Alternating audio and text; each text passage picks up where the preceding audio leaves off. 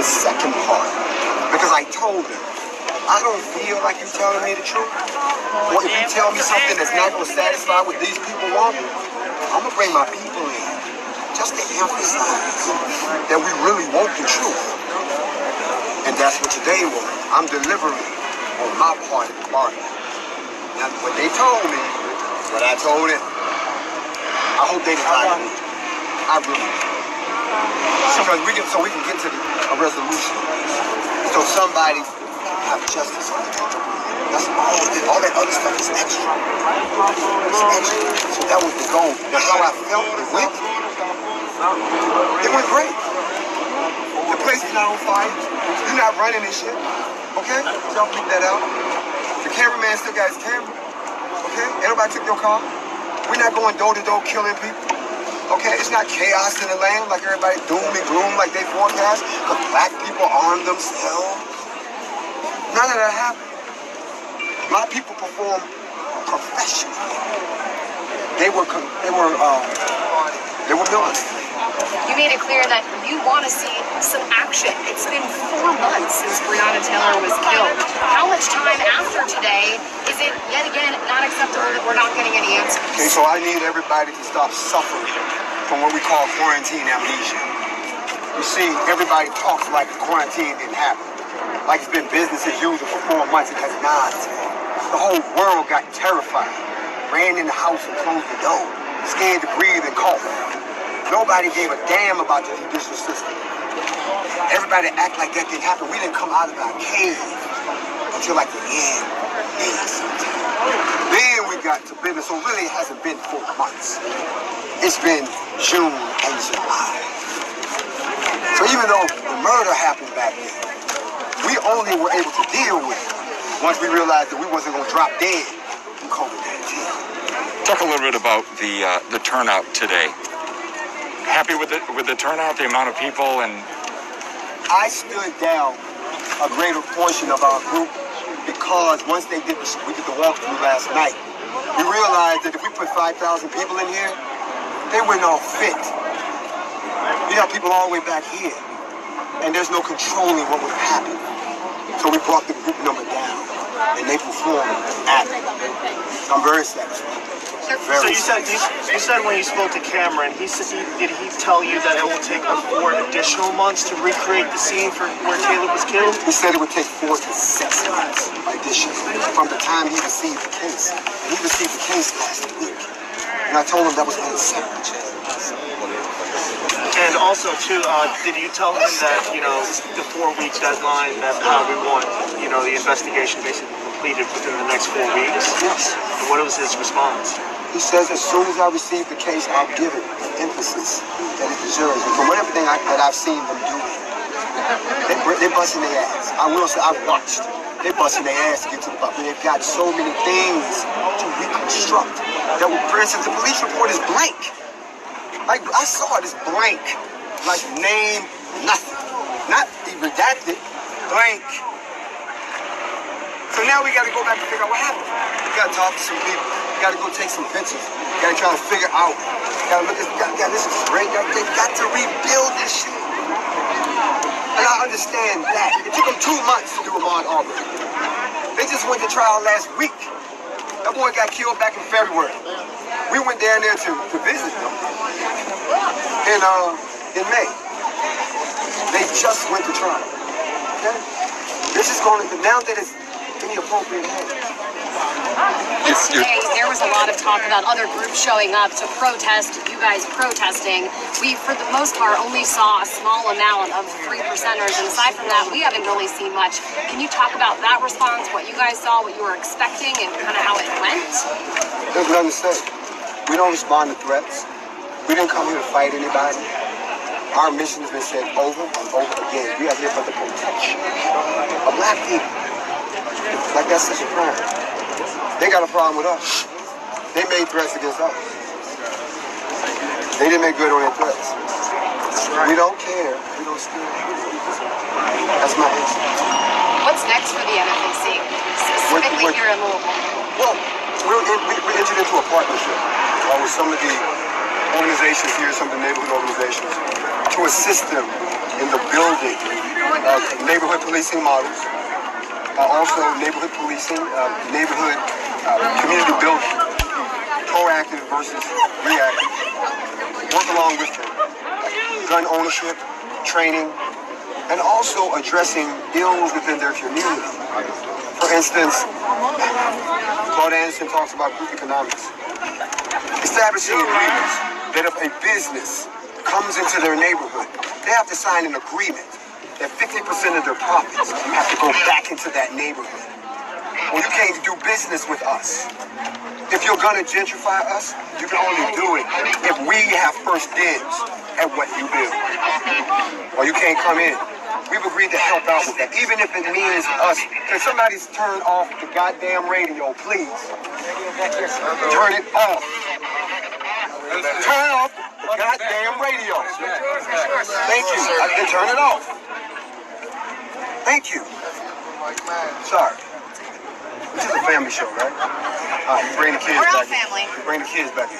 So, there are other efforts that we're doing that I won't go into liberty because of who they are, but we're assisting the same way we're assisting some other cities.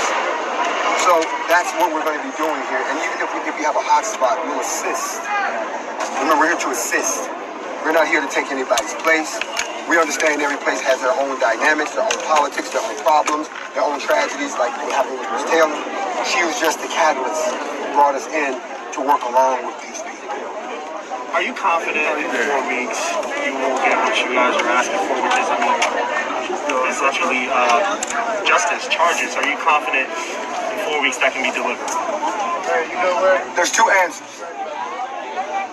My opinion, based on what I've seen, is that they will do everything in their power at the AG level to try to send something back down that is action.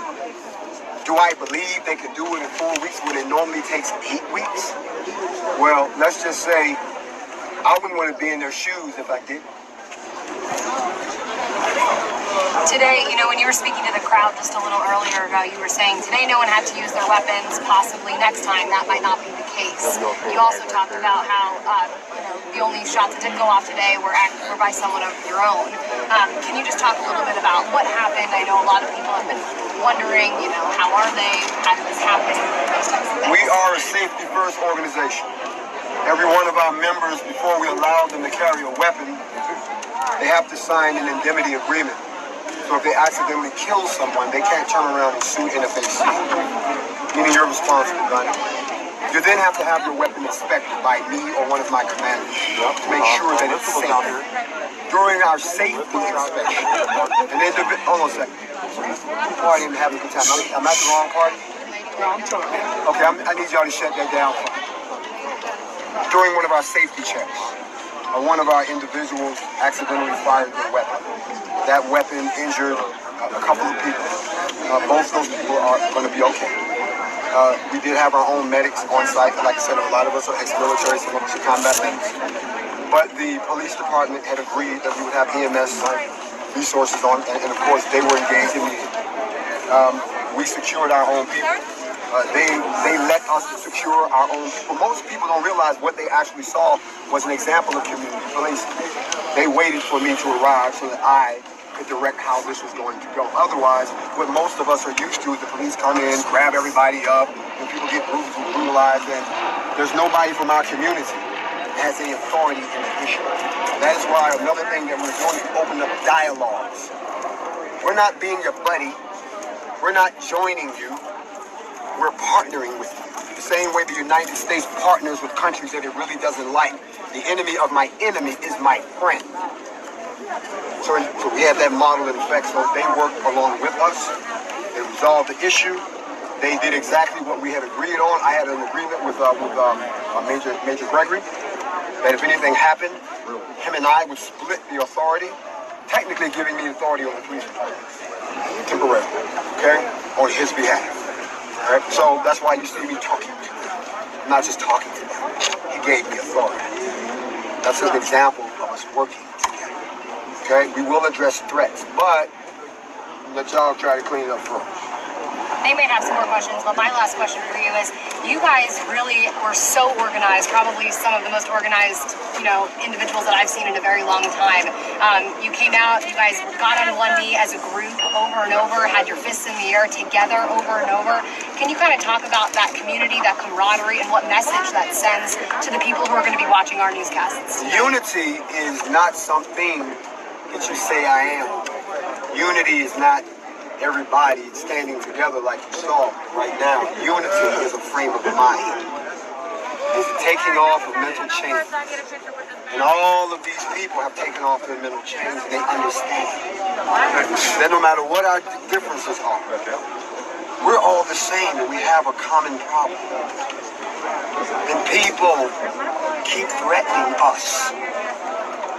So when you threaten us, see the us is truly us, it's easy to get on one accord. And we're on one accord, we're on code as they say. And because we all love each other, we love our people in spite of our differences, which is what everybody else does, the example that it sets, not only for the world, but to our young people, is a message that's much needed today. So I think that when they see people like us, that look like them, doing things like this, it inspires them. And it also restores hope for a lot of older people who thought they were going to leave this world. They got one foot in the grave and one foot on the banana peel. They see there is hope for the race and they can go into that good night with a smile like your own. And then all of the people who died in the 60s, brutalized in the 70s, died of crack in the 80s, got shot down by police in the 2010s. At least they can rest a little better from the ancestral side that the brothers and sisters are doing something together. That's what the message that I'm saying. And it's being sent to melanated people all around the world. And we know what's good for us is good for you. Whatever's good for black people, it's good for white people. That's why you smile. Okay. And just to be clear, you said that the Attorney General said that he just got all the documents from the mayor, correct? From Louisville. Told you that. That is correct. As of last week, a week ago. Now, I'm not sure that they did that because we were talking to them, or there was more attention was coming. But at the end of the day, you all have to understand the man said he didn't have all the facts. And you all are beating him up. And y'all think he's ignoring you. No, he's waiting on them to give him all of the facts. But now you got to ask yourself, what happened to the facts? That's why the FBI had to come in like, hold on a minute. Where the facts at? And now all this tap dancing and everybody lawyering up. People quitting their jobs. Where the facts at? Because the fact of the matter is, something crooked was done. And I'm not at liberty to go into the dirty details, but I will tell you this. When he comes back with what he's going to do, and the FBI comes back with what they need to do, all y'all gonna be surprised. Because I know I was. That's why you don't hear me saying, let's go arrest the police right now. I know some stuff. I need y'all to know. Now, if they don't do what they're supposed to do based on what we know, they gonna have a problem. Any final thought you want to get out there, or that we haven't hit on yet? Or? Last thought is that the NFAC is not going anywhere. It's going to be here for a while. The NFAC,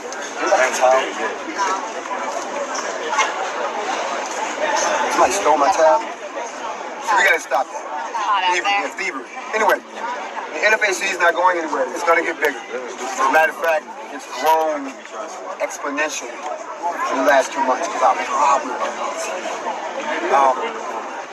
The last thing I want to say to everyone who's watching, stop thinking when you see a black man with one of these, that there's a problem.